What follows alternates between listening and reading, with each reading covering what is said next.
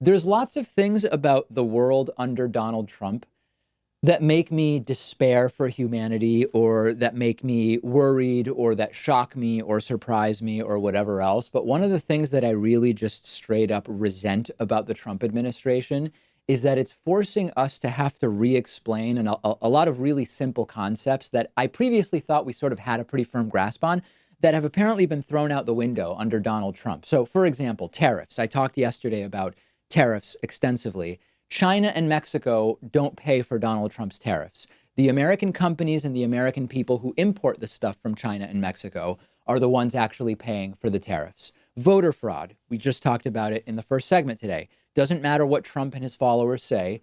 In-person voter fraud to the tune of these 3 to 5 million illegal votes Donald Trump claims took place in 2016 doesn't exist. Okay, we've talked about it. All Brennan Center for Justice study.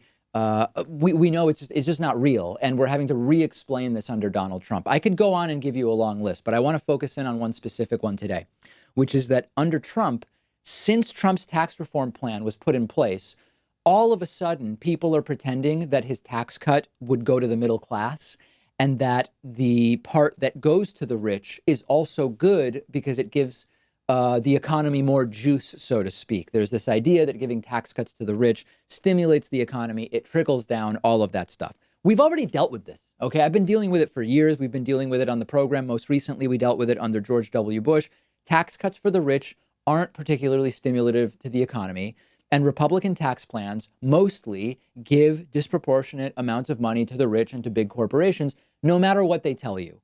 And once again, that's what happened with the Trump Republican tax reform that was passed during Donald Trump's first term. There's a really great report from the Congressional Research Service called The Economic Effects of the 2017 Tax Revision, Preliminary Observations. You might remember we were told it would be great for all Americans. We were told it would let makers keep their money. It would incentivize businesses to invest more in their businesses and in their employees, which would cause wages to rise. It would stimulate economic growth. We were told that even though in the short term it would reduce the amount of money that the government takes in, that it would very quickly pay for itself because of all the growth and winning and all of this that would be created. And ultimately, the government would actually be taking in more money. None of it has happened. Wages have continued to increase slowly, but they're increasing at the same rate that they were increasing before the tax reform plan went into effect. Growth has continued on the same trend line as before the tax reform plan. But what did happen as a result of Trump's tax plan is lower the effective tax rate for the super rich by a significant percentage, and hugely in terms of the raw dollars that went back to the very rich relative to the middle class and the lower middle class and the poor. So Trump personally and his friends made out really, really well from this tax plan. What it did do was cause businesses to use the money not to reinvest in their own businesses or employees, but to start repurchasing shares of their own stock to drive up the price, which again is a way of using the money from the tax cuts to mostly help their big shareholders and their executives. It's almost like we knew this would happen when they first started talking about this type of tax reform, because this is how it happens every single time. And I want to be really clear. This is not me speaking out against the tax plan because I'm jealous that the tax plan was bad for me and good for other people. This tax reform was very good for me, okay? I did a whole segment several months ago when I had filed my taxes explaining how even though the David Pakman Show grew from 2017 to 2018, my effective tax rate as the majority owner of the David Pakman Show went down from 26% effective federal tax rate for the 2017 tax year, 26%, down to under 22% in 2018. I'll take the money, okay?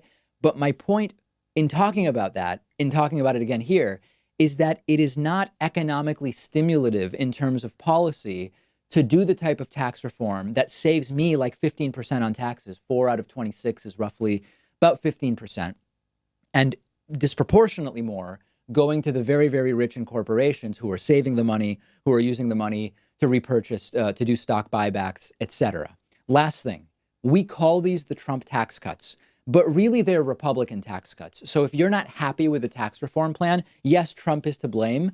And yes, Trump should be voted out in 2020. He supported the tax plan. he worked on the tax plan with the Republicans. But it's the Republicans who wrote it and actually pushed it through in the House and Senate who are also responsible, and they should also be voted out in 2020. Really important not to forget that and blame this all on Trump, because it is much, much bigger than Donald Trump. Let me know what you think. I'm on Twitter at @DPakman. The show is on Twitter at David Pakman Show. I've got a nice announcement coming up later on the show today. Hope you'll stay with us. If you love learning new things, you probably want to check this out. The David Pakman Show today is sponsored by Skillshare, and we're giving you 2 entire months of free access to Skillshare when you click the link underneath this video. Skillshare is a vibrant online learning community offering more than 25,000 video classes on just about anything you can think of. Get better at playing an instrument. Learn to use Photoshop, how to edit videos. They have classes on drawing, painting, business, cooking, nutrition, personal productivity, and I'm not even really scratching the surface. I recently took a great class on introductory watercolor painting.